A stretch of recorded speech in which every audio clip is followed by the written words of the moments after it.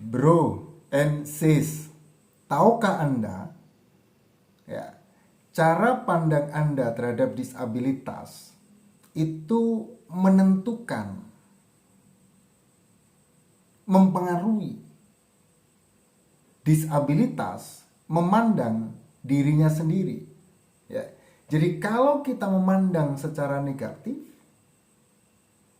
semua melihat secara negatif, maka kemudian disabilitas akan melihat dirinya sendiri juga secara negatif.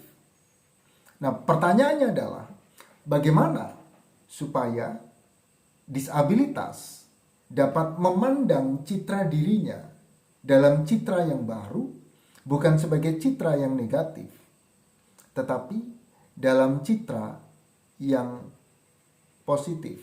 Yuk, ikuti penjelasan saya singkat ini. Ya. Selama ini, model Caritas itu memandang disabilitas sebagai korban, sebagai objek pelayanan. Yuk, sekarang kita geser. Ya, kita geser ke dalam cara pandang yang baru. Disabilitas bukan kita pandang sebagai objek pelayanan, bukan sebagai korban pelayanan, bukan sebagai orang-orang yang patut dikasihani.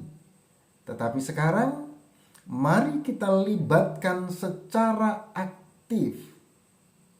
Disabilitas itu juga adalah subjek, ya, subjek pelayanan. Dengan demikian ia dapat dilibatkan untuk menentukan model pelayanan seperti apa yang dibutuhkan oleh orang-orang dengan disabilitas, termasuk menjadi baik kalau kemudian disabilitaslah yang menginisiasi bagaimana corak, pola, model pelayanan yang tepat untuk orang-orang dengan disabilitas.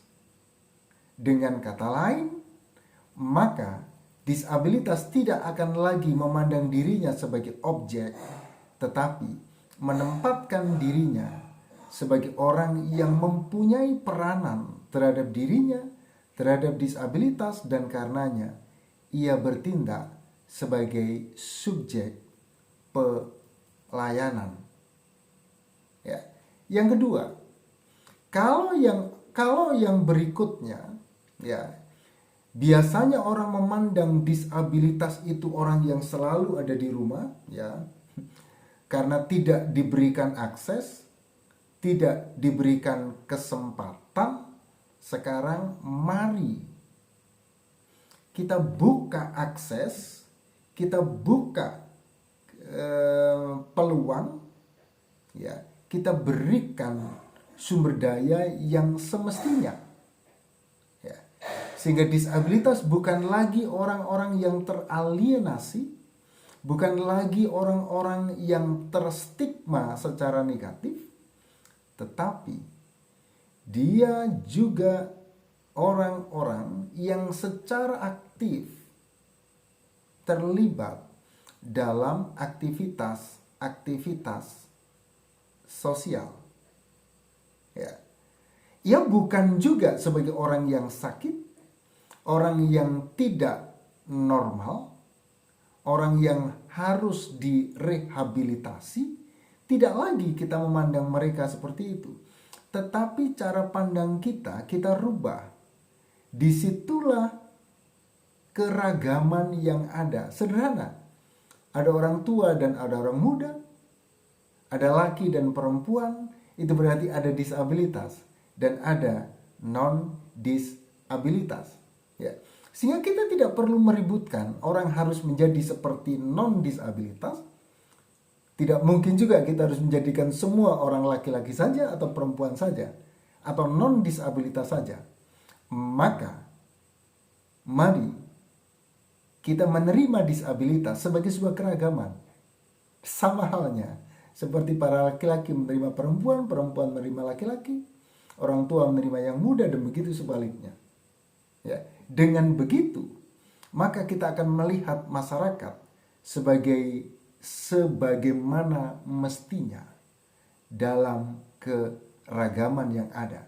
Dan dengan demikian, kita akan melihat disabilitas sebagai orang yang utuh, pribadi sebagaimana mestinya. Artinya apa? Kita perlu meredefinisi ya terkait dengan apa itu kenormalan. Oke?